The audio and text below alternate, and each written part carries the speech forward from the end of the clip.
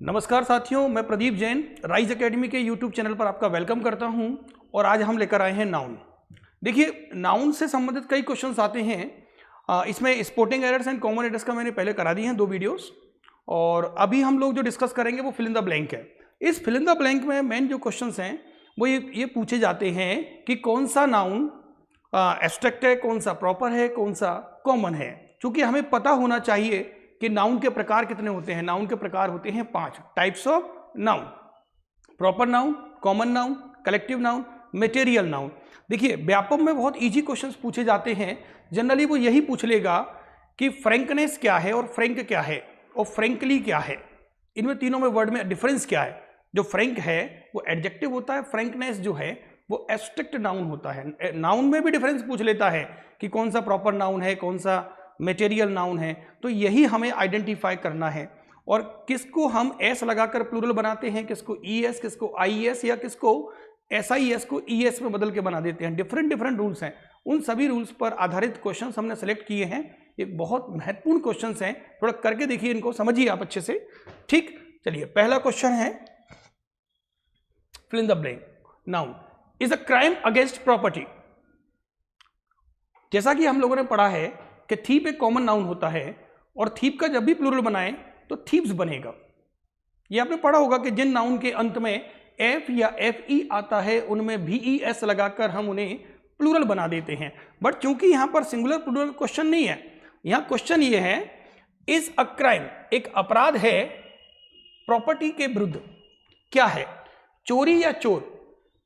देखिए, इसमें होगा चोरी को एक अपराध कहा जाता है ना। तो यहां पर ये तो कॉमन नाउन है तो ये तो होगा नहीं, है ना। तो इसका आंसर आएगा बी वाला, थेफ्ट। थीप, थीप और थेफ्ट ये गलत बनाया गया है, ऐसा कोई वर्ड होता नहीं है, इसलिए इसका सही आंसर होगा बी। हाँ, ये भी पूछ सकता था कि थीप कौन सा नाउन है और थेफ्ट कौन सा नाउन है। देखिए, जो थीप है वो कॉमन नाउन है और थेफ्ट जो है वो एब्स्ट्रैक्ट नाउन है। क्लियर हो गया। मतलब कॉमन नाउन से ही हम एब्स्ट्रैक्ट नाउन बनाते हैं। कॉमन नाउन से हम एब्स्ट्रैक्ट नाउन बना सकते हैं। ठीक है, तो थेफ्ट कौन सा नाउन है, एब्स्ट्रैक्ट नाउन। जैसे आप बोलते हैं ना टेररिस्ट और टेररिज्म में क्या अंतर है। जो टेररिस्ट है वो कॉमन नाउन है, उनकी संख्या बताई जा सकती है, लेकिन टेररिज्म जो है वो एक आइडिया का नाम है। आप जैसे आतंकवाद, टेररिज्म, रिज्म बोलेंगे तो एक एब्स्ट्रैक्ट नाउन होगा। ठीक है, नेक्स्ट क्वेश्चन देखते हैं, इसका आंसर होगा थेफ्ट, बी। देखिए, good tonic for health. Good tonic for health is a good एक एडजेक्टिव है ना, टॉनिक नाउन फॉर हेल्थ। अब हमें इसमें भरना है कौन सा वाला। देखिए, लाफ का मतलब होता है हंसना, लाफ, और लाफ्ट और लाफ्टर और laughs.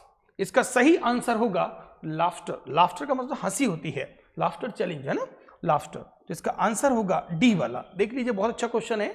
Laughter is a good tonic for health, है ना, लाफ्टर। हम चाहते तो उसमें ING लगाकर भी बना सकते थे, लाफिंग, लाफिंग भी बोल सकते थे। Laughing is a good tonic for health. Laughter या लाफिंग मीन्स ING लगाकर भी एब्स्ट्रैक्ट नाउन बनाए जा सकते हैं, क्योंकि वो नेम ऑफ आइडिया होता है, नेम ऑफ एक्शन होता है। जैसे टीच से बनता टीचिंग, रन से बनता रनिंग, और वर्क से बनता वर्किंग, लर्न से लर्निंग, हेल्प से हेल्पिंग, डू से डूइंग।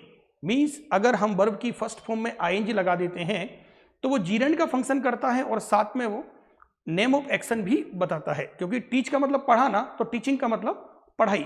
वॉक का मतलब चलना, तो वॉकिंग का मतलब वॉक एक नाउन है। वॉकिंग क्या है, एक नाउन है, और वॉक एक वर्ब है। ठीक है, तो इसका आंसर आएगा D, laughter. Next one, water changes.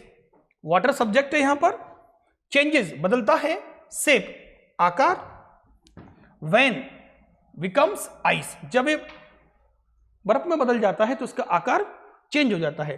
तो वाटर चेंजेस इट्स। देखिए, इट्स 2 प्रकार के होते हैं, एक इट्स ये वाला होता है और एक ये इट्स होता है। इसके साथ हमें 100% नाउन लिखना पड़ता है और इसे कहते हैं हम लोग पजेसिव एडजेक्टिव। पजेसिव एडजेक्टिव के रूप में ये जाना जाता है, और इसका फुल फॉर्म होता है इट और इज। इसमें इज साइलेंट होता है, इट इज होता है ये। अगर आपने इट्स में अपस्टॉप लगा दिया तो हो जाएगा इट इज, और विदाउट अपस्टॉप लगाया तो हो जाएगा इट्स प्लस नाउन। तो इसका आंसर आएगा water changes its shape when it becomes ice. It किसके लिए यूज किया गया? वाटर के लिए, तो वाटर का प्रोनाउन क्या होगा? इट। तो इसका आंसर है सी वाला, वाटर चेंजेज इट्स शेप, इसका आकार। देखिए नाउन है ना ये शेप, शेप एक नाउन है, नाउन है shape, when it becomes ice. तो ठीक है, इसका आंसर आएगा इट्स और यहां पर आएगा it, when it becomes ice. C answer है, थर्ड का सी। ठीक है, नेक्स्ट वन देखिए, ऑनेस्टी, जीवन में ईमानदारी बहुत जरूरी है। अगर हम सफल होना चाहते हैं तो अपने प्रति ईमानदार रहें, ज़्यादा से ज़्यादा मेहनत करें, ऑनेस्टली कॉन्सेप्ट क्लियर करें, सफलता निश्चित मिलेगी। ऑनेस्टी हैज़ ऑन रिवॉर्ड, क्योंकि हमने भी जीवन में काफ़ी संघर्ष किए हैं और हमारा जो कंक्लूजन है या जो भी एक्सपीरियंस रहा है वो ऑनेस्टी है। ठीक, तो ऑनेस्टी हैज़ ऑन रिवॉर्ड, तो honesty has its on reward. देखिए ऑनेस्टी एक नॉन लिविंग है और एब्स्ट्रैक्ट नाउन है। जैसे कि हम जानते हैं ऑनेस्ट एक एडजेक्टिव होता है, ऑनेस्टी एक एब्स्ट्रैक्ट नाउन होता है, और ऑनेस्टली बोलोगे तो एक एडवर्ब हो जाएगा।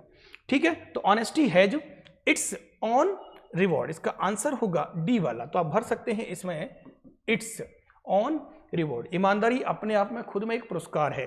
कोई बच्चा मेहनत करता है, बहुत मेहनत करता है, तो आज नहीं तो कल निश्चित रूप से उसको सफलता मिलती है किसी भी रूप में, ऐसा मेरा मानना है। और मैंने देखा भी है, काफ़ी सारे बच्चों को स्ट्रगल करते हुए देखा है, एट लास्ट वो सफल हो जाते हैं और बहुत ऊंचाई पर जाते हैं, बहुत नाम कमाते हैं।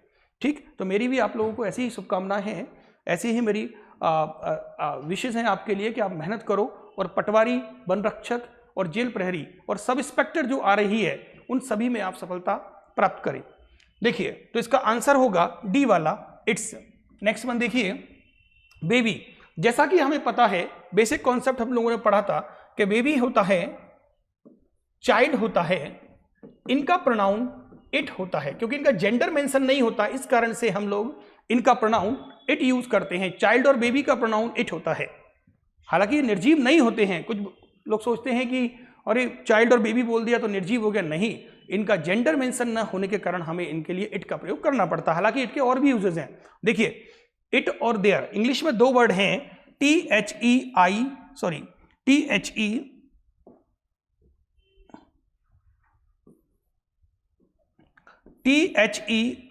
देयर और इट। इनको हम इंग्लिश में इंट्रोडक्टरी प्रोनाउन भी कहते हैं। जब कोई सेंटेंस स्टार्ट करते हैं, जब हम माई स्कूल का निबंध लिखते थे तो पूरा निबंध देयर से ही लिखा हो जाता था, बट उसकी स्पेलिंग होती है THERE, there. There are many students in my school, there are 100, है ना, या देयर आर 50 टीचर्स, तो देयर का यूज करते हैं, इसको बोलते हैं इंट्रोडक्टरी। इसी तरह से जो इट है, एक तो ये प्रोनाउन होता है, जैसे बुक है, बुक का प्रोनाउन क्या होगा? इट। काऊ का क्या होगा? इट, है ना, तो इट होगा।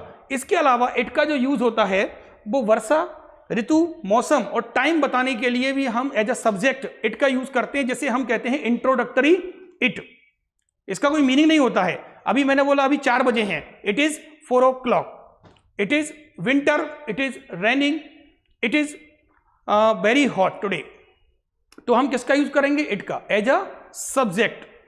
क्लियर हो गया सभी को? इसको बोलते हैं इंट्रोडक्टरी इट और इंट्रोडक्टरी देयर। और एक इट हम यूज करते हैं एज अ प्रोनाउन, जैसे बुक का प्रोनाउन क्या होगा? इट, और इट का ऑब्जेक्ट भी इट ही होता है। जैसे देखिए, I do it, it is good. मैंने ऐसा यूज किया, आई डू इट, तो यहां पर इट क्या हुआ? सब्जेक्ट। यहां पर क्या हुआ? इट ऑब्जेक्ट, और यहां पर क्या हुआ? सब्जेक्ट। तो वर्ब के बाद आएगा तो ऑब्जेक्ट होगा, वर्ब के पहले आएगा तो सब्जेक्ट होगा। तो हमारा कॉन्सेप्ट है कि जो बेबी है उसका जो पॉजिटिव एडजेक्टिव बनेगा वो होगा इट्स। क्या होगा? पॉजिटिव एडजेक्टिव क्या होगा? इट्स होगा। बेबी का क्या होगा? इट्स होगा। क्लियर हो गया सभी को? पहले सब्जेक्ट यूज करेंगे तो इट आएगा, और हमें पता है कि इट का ऑब्जेक्ट इट होता है और पॉजिटिव क्या होता है? इट्स होगा। तो इसका आंसर आएगा इट्स। इसका मतलब निर्जीव नहीं होता है, जेंडर मेंशन नहीं होने पर हम इसका यूज करते हैं। चलिए क्वेश्चन पूछता हूं मैं आप लोगों से, बताइए स्टूडेंट का प्रोनाउन क्या होगा? ही या सी? देखिए, बॉय का ही हो जाएगा, गर्ल का सी हो जाएगा, स्टूडेंट का होगा ही। मेल को डिफाइन करने की आवश्यकता नहीं होती है, फीमेल को बताने की आवश्यकता होती है। इसलिए ध्यान रखना, अगर कहा जाए डॉक्टर है, कलेक्टर है, टीचर है, तो हमेशा ही का यूज करेंगे मेंशन ना होने पर भी। लेकिन अगर बोला जाए लेडी डॉक्टर, लेडी टीचर, तो आप सी का यूज करेंगे, क्योंकि फीमेल को डिफाइन करने की रिक्वायरमेंट होती है, मेल को नहीं। ये मेल डोमिनेटेड सोसाइटी है, दैट्स वाई यहाँ पर मेल को बताने की जरूरत नहीं है कि मेल में एक मेल डॉक्टर से मिला। मेल डॉक्टर कहना गलत है, ठीक है। मेल डॉक्टर नहीं होता, डॉक्टर डॉक्टर होता है और उसका प्रोनाउन ही होता है, लेकिन फीमेल या लेडी डॉक्टर होते हैं, ठीक है। तो उसके लिए हम सी का यूज करेंगे। तो इसका आंसर आएगा सी। इट्स भर दीजिए, सही हो जाएगा। द बेबी पुल्ड, पुल्ड मतलब खींचना, इट्स हियर। हियर एक अनकाउंटेबल नाउन होता है, ठीक है। हियर एक अनकाउंटेबल नाउन भी होता है। Feminine of man servant is, देखिए इस तरह का क्वेश्चन भी पूछ लेता है कई बार। तो ये भी पूछ लेता है कि फॉक्स का फीमेल क्या होता है। फॉक्स का फीमेल होता है विक्सन। विक्सन, फॉक्स का फीमेल क्या होगा? Vixen, VIXEN। ये फीमेल है, ये फीमेल है फॉक्स का, और ये मेल है, मेल और फीमेल। ये भी पूछ लेता है कई बार। तो ये पूछ रहा है मैन सर्वेंट का, तो क्या होगा? मेड सर्वेंट होगा, है ना। मेल का मतलब मैन का मेड सर्वेंट होता है, तो इसका आंसर होगा बी वाला, ठीक है। छठवें का आंसर आएगा बी, मेड सर्वेंट। अगर इसका प्लूरल बनाना होगा तो मेड सर्वेंट्स, मेड सर्वेंट, तो वीमन सर्वेंट, है ना। ये नहीं होगा, ये गलत हो जाएगा। फीमेल सर्वेंट नहीं कहेंगे, वन वर्ड में मेड सर्वेंट इसका सही आंसर होगा, क्योंकि जो फीमेल जो होती है उसको मेड बोलते हैं ना। चलिए नेक्स्ट वन देखिए। Sarojini Naidu is a great, इस तरह के क्वेश्चंस बहुत आते हैं। जैसे पोइट होता है, तो पोइट का फीमेल होता है पोइटेस। प्रिंस का प्रिंसेस, है ना। प्रिंस जो राजकुमार होता है उसका फीमेल क्या होगा? राजकुमारी। तो इंग्लिश में क्या बोलोगे? प्रिंसेस। इसी तरह से पोइट का फीमेल होता है पोइटेस। पोइटेस, फीमेल पोइट नहीं बोलेंगे, इसका आंसर होगा पोइटर। इस तरह का भी एक क्वेश्चन आप लोगों से पूछा जा सकता है कि मेल से फीमेल कैसे बनाते हैं। तो थोड़ा सा ध्यान रखना है। जैसे बॉय का तो गर्ल होता है ना, बॉय का गर्ल होता है, इज वेरी कॉमन, है ना। तो इस तरह से फीमेल पोइट नहीं होगा, लेडी पोइट नहीं होगा, पोइट मेल होता है, इसका फीमेल होगा पोइटेस, ठीक है। नेक्स्ट वन देखिए। Poetess is right answer of this question, D. She is of her friend, same question आ गया। सी है तो उसका मर्डरर नहीं होगा, मर्डरेस होगा। मर्डरर मेल होगा और मर्डरेस फीमेल होगा, मर्डरेस। कौन सा वाला आंसर आएगा? सी वाला, मर्डरेस। क्लियर हो गया ना, अच्छे समझ में आ रहा है। मर्डरेस होगा, मर्डर तो मेल हो जाएगा, खूनी, है ना। मर्डर, सॉरी मर्डर तो वर्ब हो जाएगा। मर्डर, मर्डर मीन्स खून करना किसी का, और मर्डर ये मेल हो जाएगा, है ना। और ये फीमेल चाहिए, है ना, ये प्लूरल हो जाएगा, मर्डरेसिस, मर्डरेसिस। ये फीमेल है, फीमेल मतलब सॉरी प्लूरल है, ये प्लूरल फॉर्म है फीमेल का, फीमेल का प्लूरल है ये। और ये बन जाएगा मर्डरर्स। अगर इसका प्लूरल बनाना तो इसमें एस लगा दीजिए, है ना।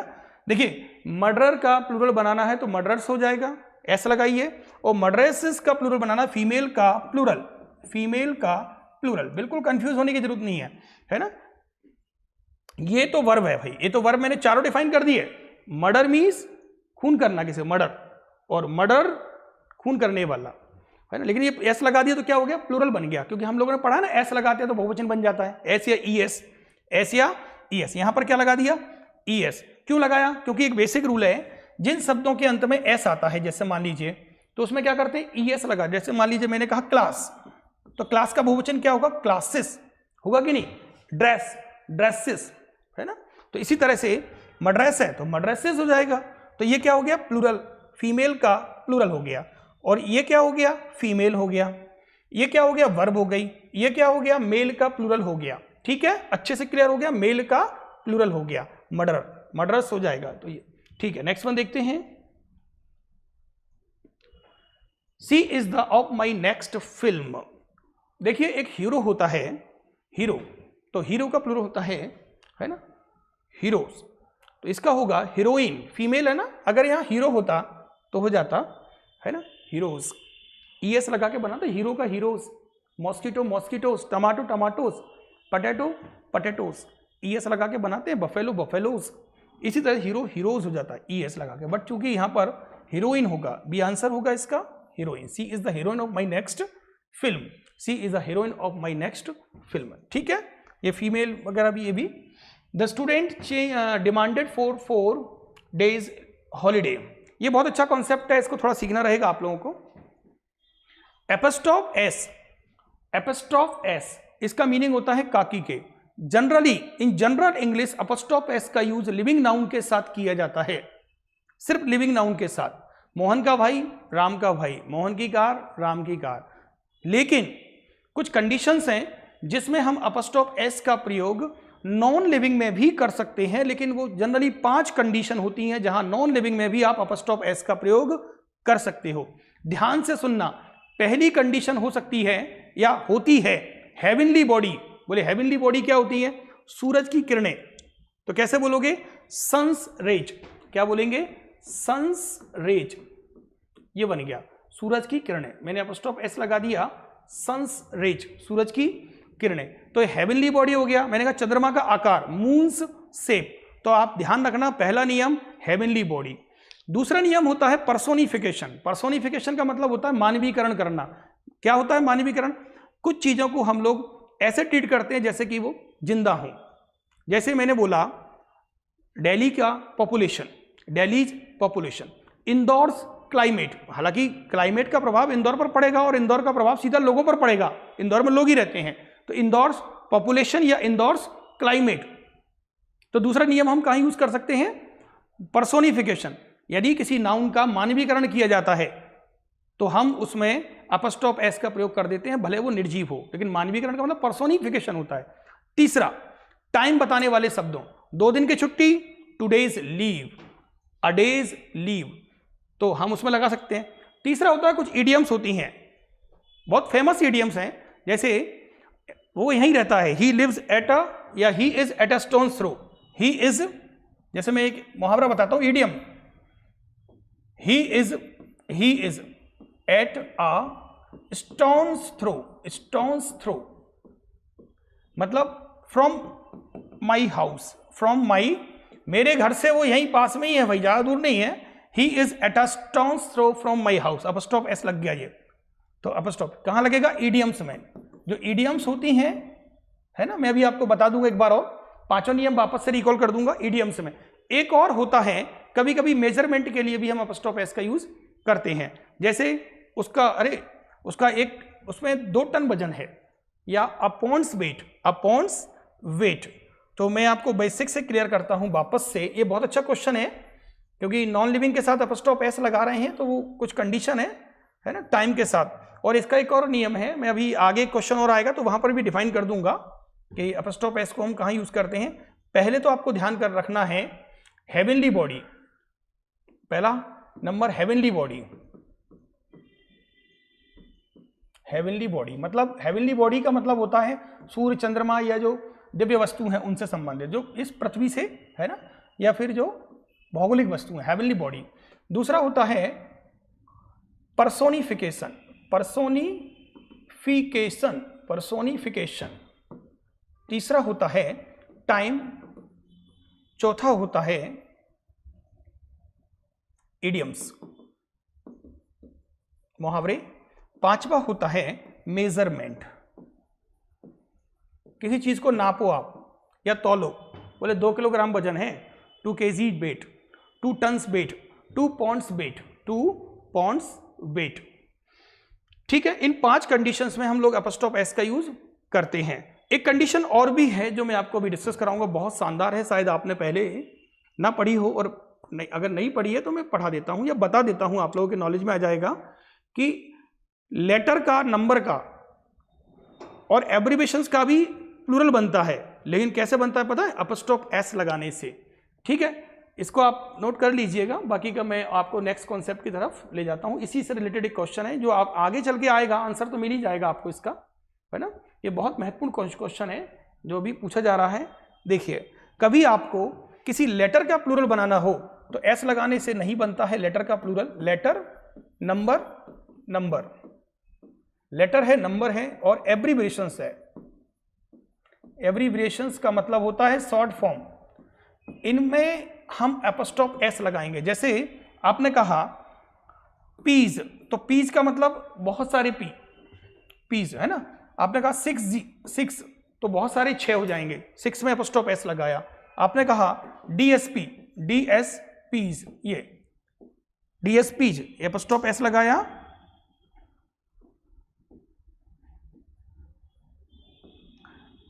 DSPs, ये तो ये एब्रीवेशन है, ये वाला, ये लेटर है और ये नंबर है। लेटर, नंबर और एब्रीवेशन में एपोस्ट्रोफ एस लगाकर हम लोग प्लूरल बनाते हैं, ठीक है। एपोस्ट्रोफ एस लगा, जैसे मान लो मैंने कहा 5 लोग MA हैं, MA, तो क्या बोलूंगा MAs, ये देखिए MA है ना, मास्टर ऑफ आर्ट, MAs हो गया, अब ये प्लूरल हो गया, ठीक है, MA का प्लूरल MAs। तो इसका जो आंसर है वो आएगा the students demand for 4 days leave. तो 4 days लीव, इसमें भी देखिए, इसमें भी एक बहुत अच्छा कॉन्सेप्ट है, इस पर भी अपन डिस्कस कर सकते हैं। इसका आंसर तो डी आएगा, बट आपका मन में होगा कि ये भी तो आ सकता है, ये वाला, ए वाला क्यों नहीं आएगा, ये मैं डिस्कस कराता हूं आप लोगों को। ये तो क्लियर हो गया होगा, आपको आगे भी मिलेगी ऐसी जानकारी, बहुत महत्वपूर्ण इंफॉर्मेशन है ये। देखिए, जिन नाउन के अंत में एस दिया है उनमें केवल अपस्टॉप का यूज करते हैं, जैसे boys hostel, boys hostel, girls college, girls college, तो लड़कियों का कॉलेज होता है तो गर्ल्स कॉलेज बोलेंगे, बॉयज हॉस्टल बोलेंगे, बॉयज। जिन नाउन में एस दिया है उनमें केवल अपस्टॉप लगाना, लेकिन नहीं दिया तो पूरा अपस्टॉप एस लगाना पड़ेगा, भले नाउन प्लूरल हो, जैसे men's college, men's college, men's college, men's college,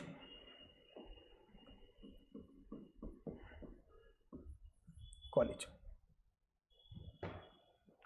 ठीक है, मेंस कॉलेज। तो क्लियर हो गया सभी को। तो अब इसमें ऑलरेडी क्या दिया है, एस दिया है, तो अपन क्या करेंगे, सिर्फ अपस्टॉप का यूज करेंगे, गर्ल्स हॉस्टल, बॉयज कॉलेज या बॉयज हॉस्टल, ठीक है, डी आंसर होगा। नेक्स्ट क्वेश्चन देखिए, begin to move in 1 year, बहुत ही अच्छा क्वेश्चन है।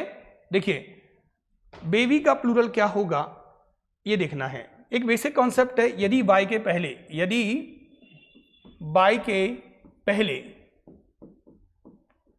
यदि बाय के पहले कॉन्सोनेंट आता है, कॉन्सोनेंट, कॉन्सोनेंट आता है, तो बाय को रिमूव करते हैं, बाय को हटाकर IES में बदल देते हैं,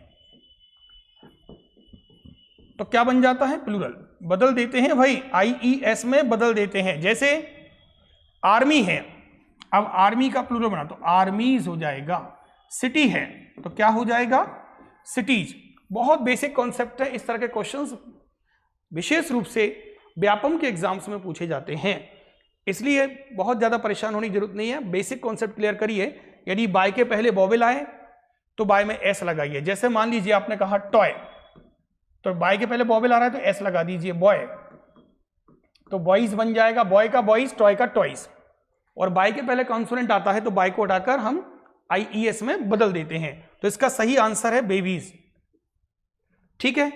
ये क्वेश्चन भी कई बार आता है, ये सामान्यतः जनरली हम लोग एस लगाकर प्लूरल बनाते हैं, जैसे बुक का प्लूरल बुक्स हो जाएगा, काउंट, लेकिन प्लूरल बनाने के लिए नाउन का SCN होना जरूरी है, मैंने स्टार्टिंग से ही बताया है आप लोगों को। कोई भी नाउन प्लूरल बनता है उसका SCN होना जरूरी है, जिसे कहते हैं सिंगुलर काउंटेबल नाउन। अगर वो सिंगुलर काउंटेबल होगा तभी उसका प्लूरल बनेगा, और सिंगुलर काउंटेबल नाउन सिर्फ 2 ही हो सकते हैं।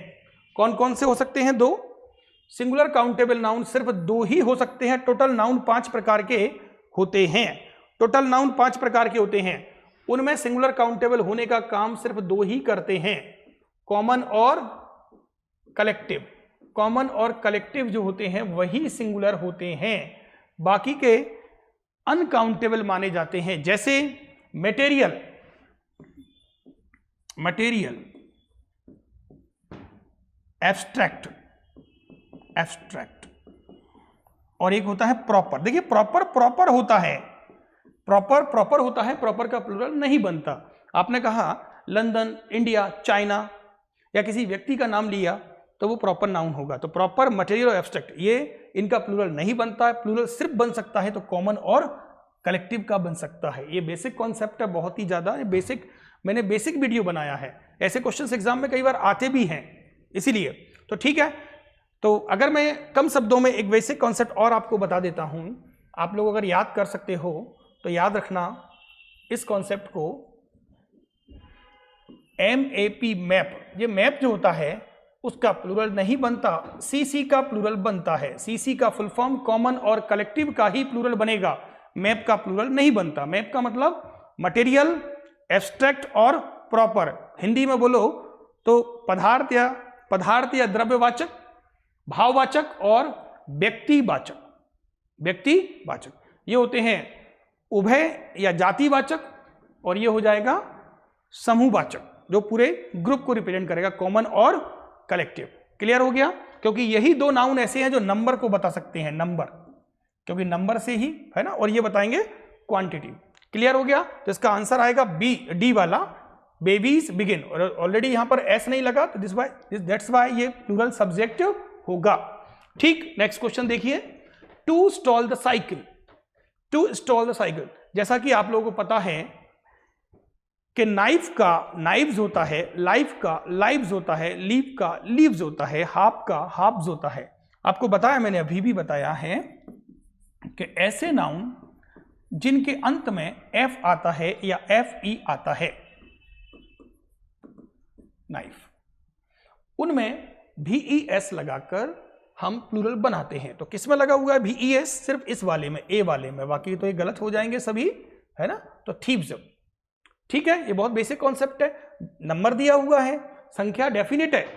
नंबर दो प्रकार के होते हैं अंग्रेजी में, एक डेफिनिट और एक इनडेफिनिट। डेफिनिट नंबर का मतलब होता है जिन्हें हम डिफाइन कर सके, जैसे 5, 10, 15, 20। लेकिन आपने कहा मेरे पास कई किताबें हैं, तो कई किताबें जो हैं वो इनडेफिनिट नंबर है। मेरे पास कुछ किताबें हैं, ये भी इनडेफिनिट नंबर है, लेकिन मेरे पास 50 किताबें हैं, 2 किताबें हैं, ये डेफिनिट नंबर होता है। तो डेफिनिट नंबर कौन है?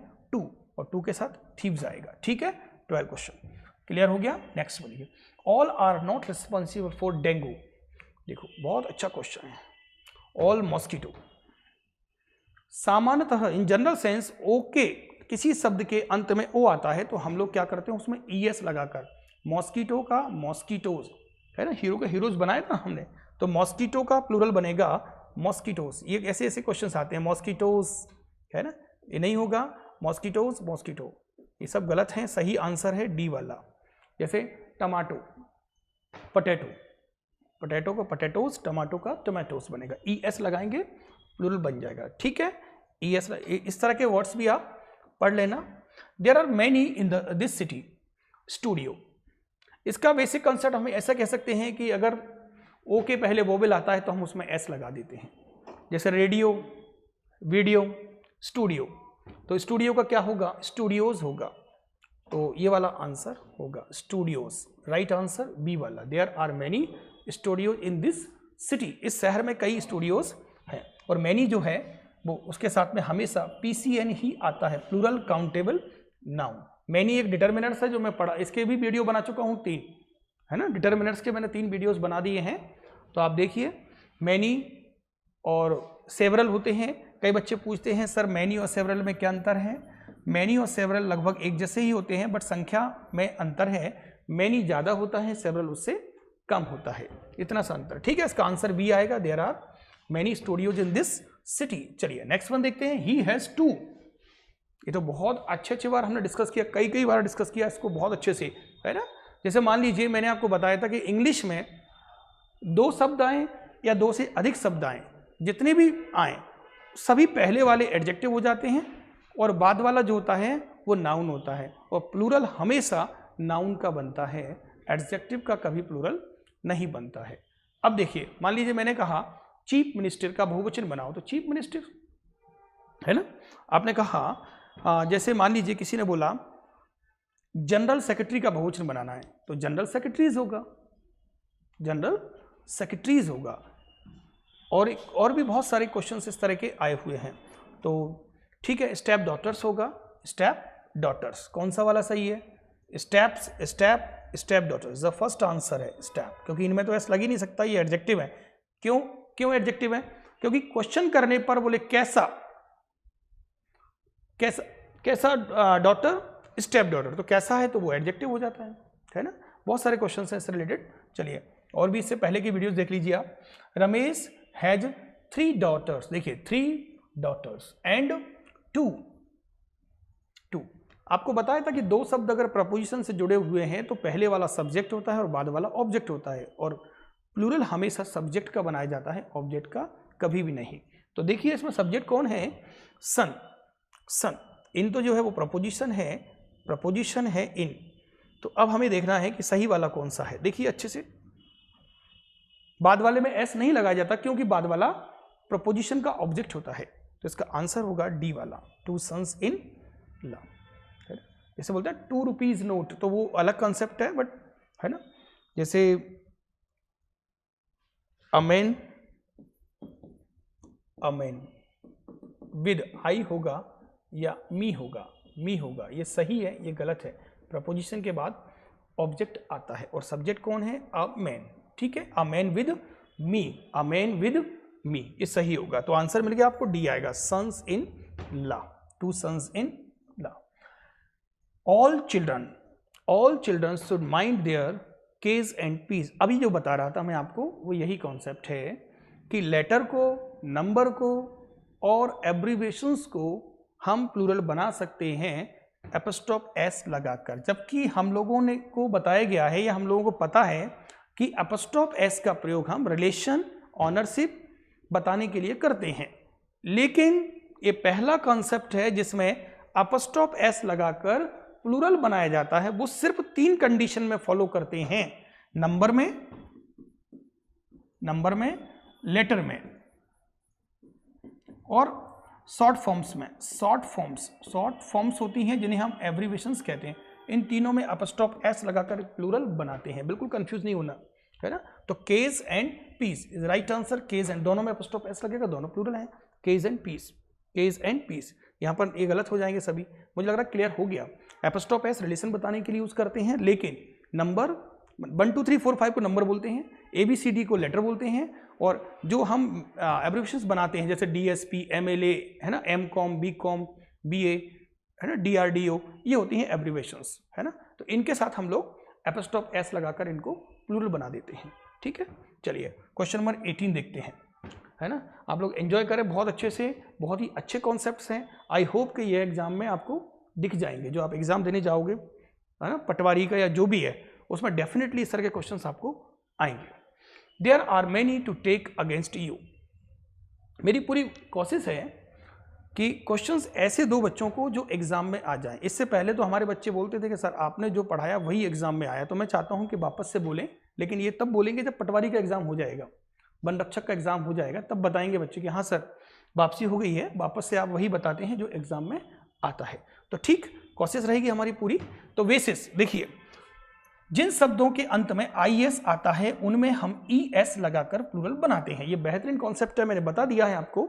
जैसे थीसिस, हाइपोथीसिस, डायग्नोसिस, क्राइसिस, एक क्राइसिस के रूप में बताया गया है। इससे पहले वाले वीडियोस को देखिए आप, है ना। मेरी आदत है थोड़ा सा मैं ज्यादा ही बेसिक डिस्कस करता हूं। क्राइसिस, अब इसका प्लूरल क्या होगा, क्राइसिस, ES लगाकर हम इनका प्लूरल बना लेंगे, क्राइसिस। ठीक है, ये प्लूरल फॉर्म होगा। तो अब ढूंढिए इसमें से कौन सा वाला आंसर होगा। There are many basis to take against you, तुम्हारे विरुद्ध कई सारे आधार हैं। There are many basis, many जो है वो PCN लेता है अपने साथ, तो बताइए basis, this is the right answer हो सकता है ये वाला ना, यही होगा, क्योंकि बेसिस इस तरह से लिखते हैं, ऊपर लिखा हुआ है वैसे बेसिस। अब इसका प्लूरल बनाओगे तो क्या बनेगा, बेसिस, ये BASES। क्लियर हो गया, बेसिस। ऐसी बहुत सारे वर्ड्स होते हैं, डायग्नोसिस है, हाइपोथीसिस है, एनालिसिस है, सिंथेसिस है ना, प्रोग्नोसिस है, बहुत सारे वर्ड्स हैं जिनके अंत में SIS आता है, उनमें हम ES लगाकर उनको प्लूरल बना लेते हैं। ठीक है, नेक्स्ट वर्ड देखिए, आई लाइक। एपोस्ट्रोफ एस का प्रयोग हम तब करते हैं जब रिलेशन बताते हैं। मोहन का भाई, मोहन का डांस, है ना, पंकज की किताब। तो ठीक है, ढूंढ लीजिए कहाँ लगा एपोस्ट्रोफ एस, वही आंसर होगा। आई लाइक संजय's डांस, संजय's डांस 2 जगह दिया है, संजय's डांस। चलिए दोनों में, अच्छा ये भी बहुत अच्छा है कि ये वाला आएगा कि ये आएगा, क्योंकि वो तब आता जब संजय प्लूरल होता। जैसे बोला था ना, बॉयज हॉस्टल, ऐसा लगाएंगे।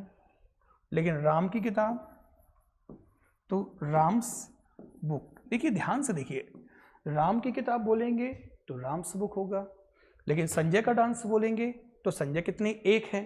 एक ये जो एपोस्ट्रोफ एस है ना, एपोस्ट्रोफ एस, इसका जो कॉन्सेप्ट बताया गया है वो उस केस में है कि जब नाउन प्लूरल है जिसमें ऑलरेडी एस दिया है, पहले से ही एस दिया है, तो हम क्या करेंगे, केवल एपोस्ट्रोफ लगाएंगे। और जिसमें एपोस्ट्रोफ, जिसमें एस नहीं दिया उसमें पूरा एपोस्ट्रोफ एस लगाना पड़ेगा आपको। जैसे बॉयज में ऑलरेडी दिया हुआ है और हॉस्टल है, तो फिर अपन क्या लगेगा, एपोस्ट्रोफ। तो ये वाला जो है ना वो गलत हो जाएगा। ये वाला बहुत कंफ्यूज हुए थे ना थोड़ी देर के लिए कि हाँ ये भी आंसर हो सकता है, ये तो बिल्कुल नहीं है। ये होगा संजय अकेला है, जब कोई सिंगुलर होता है तो एपोस्ट्रोफ एस का प्रयोग करते हैं, जिसमें ऑलरेडी एस दिया होता है उसमें केवल एपोस्ट्रोफ का यूज करते हैं, है ना। ठीक है, तो आई लाइक संजय's डांस। डांस यहां पर एक नाउन है, ठीक है।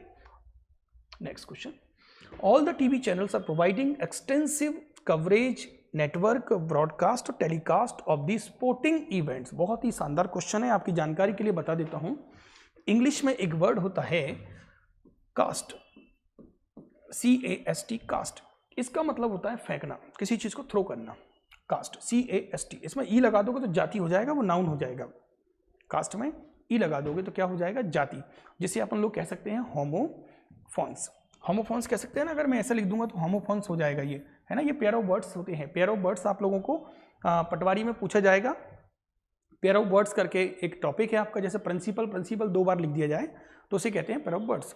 अब प्रिंसिपल की स्पेलिंग 2 होती है, PRINCIPLE और PAL, प्रिंसिपल।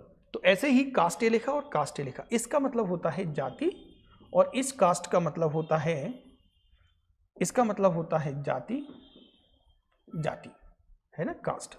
और इस कास्ट का मतलब होता है किसी चीज को फेंकना, थ्रो करना, फेंकना, ये कास्ट। अब कास्ट की कुछ वर्ब ऐसी होती हैं इंग्लिश में जिनकी तीनों फॉर्म्स एक सी होती हैं, जैसे लेट है, पुट है, हिट है ना। और भी ऐसी बहुत सारी वर्ब्स होती हैं, जैसे कट की तीनों फॉर्म्स कैसी होती हैं, कट, कट की कटी होती है ना। तो ऐसे ही लेट होता है, लेट का मतलब परमिट करना होता है। ये वर्ब होती है जिसका मतलब होता है परमिट या अलाउ करना। किसी को अलाउ करते हैं या परमिट करते हैं तो हम लेट का यूज करते हैं। लेट मी गो, लेट मी गो। तो लेट जो है वो वर्ब की फर्स्ट फॉर्म है, सेकेंड फॉर्म भी लेट ही होगी, थर्ड भी लेट ही होगी, ठीक है। चलो, तो कास्ट क्या है, वर्ब की फर्स्ट फॉर्म होती है, और कास्ट ही वर्ब की कौन सी फॉर्म होती है, थर्ड फॉर्म होती है और सेकेंड फॉर्म होती है। अगर कोई कार्यक्रम रेडियो पर प्रसारित हो रहा है तो हम यूज करेंगे ब्रॉडकास्ट, टीवी पर हो रहा है तो यूज करेंगे टेलीकास्ट। अगर कोई कार्यक्रम ना रेडियो पर हो रहा ना टीवी पर हो रहा, बस कोई किसी के भविष्य के बारे में बता रहा है, प्रेडिक्शन कर रहा है, तो उसे बोलेंगे फॉरकास्ट। बट उसकी स्पेलिंग होती है FORE, फॉरकास्ट। ये फॉरकास्ट होता है, ये टेलीकास्ट होता है, ये ब्रॉडकास्ट होता है, ब्रॉडकास्ट होता है, और एक होता है ओवरकास्ट, ओवरकास्ट। बेहतरीन वर्ड्स हैं ये चारों। आपको ध्यान रखना है कि ये वर्ब की फॉर्म्स होते हैं, ये वर्ब होते हैं, इनको क्या कहते हैं, क्रिया। ये वर्ब होती हैं, ये क्या होती हैं, ये वर्ब होती हैं जिन्हें हम क्रिया कहते हैं। यानी फोरकास्ट का मतलब भविष्यवाणी करना, टेलीकास्ट का टीवी पर प्रसारित करना, ब्रॉडकास्ट का कोई कार्यक्रम रेडियो पर प्रसारित करते हैं, और ओवरकास्ट का मतलब होता है छा जाना, सब जगह फैल जाना। कहते हैं ये सब ओवरकास्ट हो गया है, ये सब जगह स्प्रेड हो गया है, ठीक है। तो ये इस तरह से। अब चूंकि यहां पर all the TV channels are providing, verb है, एक्सटेंसिव एक एडजेक्टिव है। अब एडजेक्टिव के बाद हमें चाहिए नाउन, क्या चाहिए, नाउन। और चूंकि ब्रॉडकास्ट रेडियो के लिए यूज करते हैं, रेडियो का है ना, टेलीकास्ट टीवी के लिए यूज करते हैं, और ये क्या होते हैं दोनों, ये दोनों वर्ड्स जो हैं वो वर्ब हैं, क्या हैं, वर्ब हैं, है ना। ये व्यापक में आया हुआ क्वेश्चन है, ये पूछा हुआ है, शायद 19 या 20 का है, एग्जाम में पूछा गया क्वेश्चन है। और नेटवर्क तो हमारे पास सबके पास है ही, अच्छे से बढ़िया स्ट्रॉन्ग है नेटवर्क, है ना। और कवरेज इसका राइट आंसर होगा। कवरेज मतलब नाउन के रूप में हमने यूज किया है, तो नेटवर्क नहीं होगा, नाउन के रूप में कवरेज होगा। All the TV channels are providing extensive coverage of sporting events. All the TV channels are providing extensive coverage of the sporting events. ठीक है, अच्छा लगा ये क्वेश्चन, है ना। बहुत सारी बेसिक इंफॉर्मेशन दी गई है आपको इसके रिगार्ड में कि फोरकास्ट भविष्यवाणी करना, टेलीकास्ट टीवी पर, ब्रॉडकास्ट रेडियो पर और ओवरकास्ट सब जगह फैलने को बोलते हैं। इसकी तीनों फॉर्म एक जैसी होती हैं। मेरा उद्देश्य बताने का यह है कि इसकी ईडी नहीं लगाना इसमें। फर्स्ट फॉर्म कट की तरह होते हैं ये, लाइक कट होता है ना, कट की तीनों फॉर्म कट होती हैं, ऐसी इनकी होती हैं, ठीक है। और हम आगे बढ़ते हैं तो इसका आंसर तो मिल गया ना, ए आएगा भाई। क्या होगा? कवरेज, क्योंकि नाउन चाहिए, कवरेज। नेटवर्क नहीं होगा। All the TV are providing extensive network of the sporting event, no. Coverage extensive, extensive जो है वो एडजेक्टिव है। हाँ बोल सर हम कैसे पहचानेंगे? देखिए एक मेरा 2 साल पुराना एक वीडियो पड़ा हुआ है, उसमें दिया हुआ है how to identify adjective. Adjective को हम कैसे पहचाने? तो जिन शब्दों के अंत में IVE आता है, फुल आता है, OUS आता है, IVE आता है, जैसे अट्रैक्टिव, एक्सपेंसिव, एक्सटेंसिव, है ना, डिफेक्टिव, तो वो हमेशा एडजेक्टिव होता है। फुल आता है तो एडजेक्टिव होता है, OUS आता है तो भी एडजेक्टिव होता है। तो इसका एक बार वीडियो और वापस से बना देंगे जिससे आपको क्लियर हो जाए, लेकिन I suggest you to see all the questions very carefully. It's better than strength. देखिए थोड़ी सी आपकी जानकारी के लिए बताता हूं, स्ट्रॉन्ग एक एडजेक्टिव है, जब भी स्ट्रॉन्ग है ना, लॉन्ग एक एडजेक्टिव है, डीप एक एडजेक्टिव है। अगर कोई कहे कि इसका नाउन बनाइए तो बन तो जाएगा, लेकिन एब्स्ट्रैक्ट नाउन बनेगा। स्ट्रॉन्ग का बनेगा स्ट्रेंथ, लॉन्ग का बनेगा लेंथ, और डीप का बनेगा डेप्थ। इनमें क्या लगा देंगे? TH का यूज हम करेंगे। क्या यूज करेंगे? TH लगाकर इनको हम एब्स्ट्रैक्ट नाउन बना देंगे, है ना। ऐसे ही एक वाइज होता है, वाइज बुद्धिमान होता है, एडजेक्टिव होता है, इसका नाउन बनता है DOM लगाने, जैसे फ्री से फ्रीडम, है ना, मार्टर से मार्टरडम, ऐसे ही वाइज से विजडम, है ना, विजडम। ये सभी एब्स्ट्रैक्ट नाउन है भाई, सभी एब्स्ट्रैक्ट नाउन है जिनके अंत में एनी, देखो जिनके अंत में ईड नेस आता है, नेस वो हमेशा, जैसे हैप्पी से बनता हैप्पीनेस, क्लेवरनेस, कनिंगनेस, वो सभी एब्स्ट्रैक्ट नाउन होते हैं। जैसे अगलीनेस, कुरूपता, कमजोरी, बुद्धिमानी, गिल्टी, है ना, गिल्टी, तो ये सभी ऑलमोस्ट एब्स्ट्रैक्ट नाउन है। वीकनेस, अगलीनेस, लेकिन इसका आंसर चाहिए तो विजडम आएगा। क्यों? मजबूती से ज्यादा बुद्धिमानी काम की होती है। तो अगर आप एग्जाम में विजडम का यूज करोगे तो सफलता निश्चित मिलेगी, ना कि स्ट्रेंथ। स्ट्रेंथ की जरूरत कहाँ पड़ेगी अपन को, है ना। कहते हैं ना, pen is mightier than sword. जो कलम की ताकत है वो तलवार की ताकत से ज्यादा होती है। Pen is mightier than sword. Sword means तलवार होती है, सॉर्ड की स्पेलिंग होती है SWORD। सॉर्ड मीन्स तलवार होती है, तलवार, सॉर्ड। तो pen is mightier than sword, ठीक है। तो आंसर तो मिल गया, wisdom is better than strength. और ये भी बता सकते हैं कि ये एब्स्ट्रैक्ट नाउन है, स्ट्रेंथ भी और विजडम भी, ठीक है। नेक्स्ट वन देखिए, he gave me a bunch of. इससे भी बहुत सारे क्वेश्चन आते हैं। कलेक्टिव नाउन पूछता है कि बताइए पक्षियों को झुंड को क्या कहते हैं, भेड़ों के झुंड को क्या कहते हैं, शेरों के झुंड को क्या कहते हैं, ग्रुप को। कई बार क्वेश्चन है, मधुमक्खियों को झुंड को क्या कहते हैं, स्वार्म बोलते हैं, मधुमक्खी के स्वार्म, है ना। फ्लीट, जहाजों के समूह को कहा जाता है फ्लीट, है ना। प्राइड होता है शेरों का झुंड। ये पूरे वर्ड्स में आपको आगे कभी भी एक दिन एक वीडियो में हम बोलेंगे। कलेक्टिव नाउन के जो वर्ड्स हैं ये वन वर्ड में भी पूछे जाते हैं कई बार, कि शेरों के झुंड को कहते हैं प्राइड, और जहाज जो होते हैं, बहुत सारे जहाज जो शिप होते हैं, उनके समूह को कहा जाता है फ्लीट, और मधुमक्खियों के झुंड को कहा जाता है स्वार्म, और जानवरों के झुंड को कहा जाता है फ्लॉक, FLOCK। कलेक्टिव नाउन है फ्लॉक, है। जैसे लड़कियों के समूह को बेबी कहा जाता है, गर्ल्स के समूह को, ग्रुप को बेबी, लेकिन स्पेलिंग क्या होगी, ये होती है, नहीं तो आप वाला BEVY, ग्रुप ऑफ गर्ल्स। तो यहां पर ये जानना चाह रहा है कलेक्टिव नाउन कौन सा होगा, तो पेंसिल, ग्रैप, ऑरेंज, और ये होगा grab. He gave me a bunch. Bunch तो सॉरी ये कलेक्टिव नाउन है ही, लेकिन एग्जैक्ट जो आंसर है वो ग्रैप होगा। मतलब कई बार पूछ लेता है कि group of animals is called flock, baby, group of girls baby, group of lions pride, group of ships is fleet, और ग्रुप ऑफ वीज स्वार्म होता है। हालांकि ये तो इसमें जो कलेक्टिव नाउन है वो बंच है, और इसका जो आंसर है वो ग्रैप, क्योंकि जो बंच होता है वो ग्रैप्स का होता है, ठीक है। ऑरेंजेस का नहीं होता, पेंसिल्स का नहीं होता, चॉकलेट्स का भी नहीं होता है, ठीक। आंसर मिल गया 22 का बी होगा। चलिए नेक्स्ट वन देखते हैं। Which of the following word is an abstract noun. जैसा कि आपको विदित है, आपकी जानकारी में है, एब्स्ट्रैक्ट नाउन ऐसा नाउन होता है जिसको ना छू सकते हैं, ना देख सकते हैं, ना तौल सकते हैं, क्योंकि इसका कोई ना शेप होता है, ना साइज होता है, ना कलर होता है। इसको केवल हम लोग महसूस कर सकते हैं। ये किसी आइडिया का नाम हो सकता है, ये किसी फीलिंग्स का नाम हो सकता है, ये किसी क्वालिटी का नाम हो सकता है ना, ये किसी अवस्था का भी नाम हो सकता है एब्स्ट्रैक्ट नाउन, है ना। जैसे बोले गरीबी एक अवस्था है, टेररिज्म एक विचारधारा का नाम है, आतंकवाद, टेररिज्म, ISM लगा है। तो ये जो एब्स्ट्रैक्ट नाउन होते हैं वो जगह नहीं घेरते हैं, वो मास नाउन नहीं होते हैं, वो केवल महसूस होते हैं, वो आइडियाज़ को बोलते हैं। आइडिया जो होते हैं वो एब्स्ट्रैक्ट नाउन होते हैं। तो नेम ऑफ, जैसे मैंने कहा पेन, दर्द हो रहा है, तो पेन एक एब्स्ट्रैक्ट नाउन है। तो यहाँ पर जो एब्स्ट्रैक्ट नाउन है, डॉग तो होगा नहीं, क्लास भी नहीं होगी, लता भी नहीं होगा। अगर कोई पूछे आपसे कि लता कौन सा नाउन है, तो लता प्रॉपर नाउन है। क्लास कौन सा नाउन है, कलेक्टिव नाउन है। मैं लिख दूं सामने कलेक्टिव, कलेक्टिव, प्रॉपर, प्रॉपर और कॉमन, कॉमन, और ये हो गया एब्स्ट्रैक्ट नाउन। आपको पता है इसका मीनिंग क्या होता है? इसका मतलब होता है फ्रैंकनेस, स्पष्ट बात। एक्चुअली ये बना है कैंडिड से।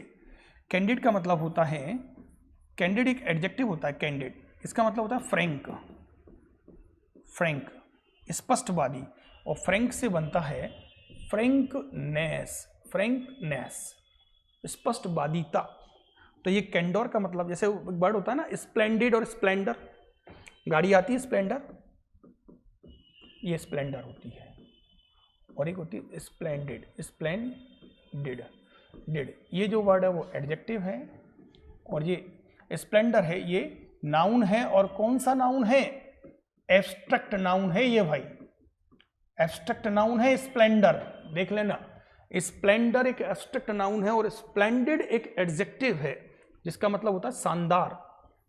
हिंदी में क्या होगा इसका? शानदार, शानदार, और ये होगा शान, स्प्लेंडर।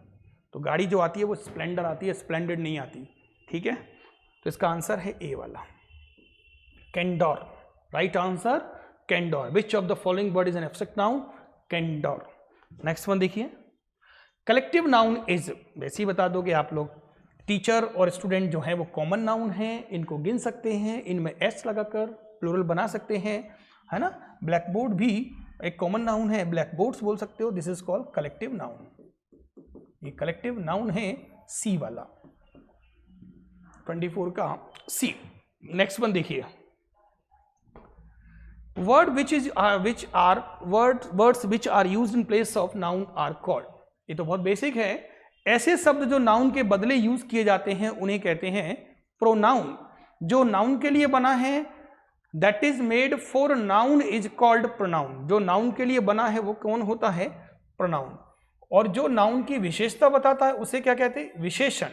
और जो पोजीशन बताता है नाउन या प्रोनाउन की उसे कहते हैं प्रीपोजिशन। और जो सडन एक्सप्रेशंस को बताता है उसे कहते हैं इंटरजेक्शन। जैसे वाओ, हुर्रा, और preposition in, from, with, by, to, और गुड, बैड, ये होते हैं एडजेक्टिव्स। और ये प्रोनाउन होता है आई। प्रोनाउन के जो पर्सन्स होते हैं ना, पर्सनल प्रोनाउन, जैसे आई और वी, बोलने वाले को फर्स्ट पर्सन, सुनने वाले को सेकंड पर्सन, और third person he, she, it, they, ये होते हैं third person. He, she, it, they, you. ये आई सिंगुलर होता है, मैं, और वी हम होता है, यू तुम होता है। यानी बोलने वाले को, स्पीकर को फर्स्ट पर्सन, सुनने वाले को सेकंड पर्सन, और third person he, she, it, they होते हैं। ये पर्सनल प्रोनाउन होते हैं। मींस प्रोनाउन, देखिए कई बार हम लोग कंफ्यूज हो जाते हैं इस क्वेश्चन को करने में। अगर मैं आपसे पूछूं, मोस्ट ऑफ द स्टूडेंट्स, ध्यान देना है सबको, most of the students are working hard, ऐसा मैंने लिख दिया है, most of the students are working hard. यहां पर मैं आपसे पूछना चाह रहा हूं मोस्ट वर्ड क्या है? ऑफ क्या है? ऑफ प्रपोजिशन है, और प्रपोजिशन के जो पहले आ रहा है, क्योंकि आपको अच्छे से पता है कि प्रपोजिशन के जो पहले आएगा वो या तो सब्जेक्ट होगा, और सब्जेक्ट का काम कौन करेगा? सिर्फ दो ही लोग कर सकते हैं, नाउन या प्रोनाउन। नाउन कहीं चला जाएगा तो प्रोनाउन आएगा। मतलब नाउन का काम होता है नाम बताना, जब नाम नहीं बता रहा उसके बदले में यूज किया जा रहा है तो क्या बोलेंगे, प्रोनाउन। तो यहां पर मोस्ट, अब मैं मोस्ट की जगह लिख सकता हूं all of, some of, many of, many of, few of, ये लिख सकता हूं भाई मैं। ये सभी क्या हैं, प्रोनाउन हैं। अगर आप और डिटेल में जानना चाहते हैं तो इन्हें हम बोलेंगे इंडेफिनिट प्रोनाउन है। ये कौन से प्रोनाउन है, इंडेफिनिट प्रोनाउंस होते हैं जो अनिश्चयवाचक होते हैं, क्योंकि आप डेफिनेट तो बता नहीं सकते कि मोस्ट ऑफ द स्टूडेंट्स बोलते हिंदी में बहुत सारे बच्चे मेहनत कर रहे हैं, पटवारी एग्जाम निकालना है इस बार, है ना। ठीक है, तो बेसिक कॉन्सेप्ट मैंने आपको बता दिया कि इसका सही आंसर होगा प्रोनाउन ए वाला, है ना। और भी कोई आपको डाउट लगे तो आप कमेंट करके भी पूछ सकते हैं। मैं अपनी तरफ से बेस्ट कर रहा हूं, आपको मुझ पर पूरा भरोसा होना चाहिए और I will do my best, और अच्छे अच्छे क्वेश्चंस लेकर आएंगे हम लोग। चलिए, थैंक यू।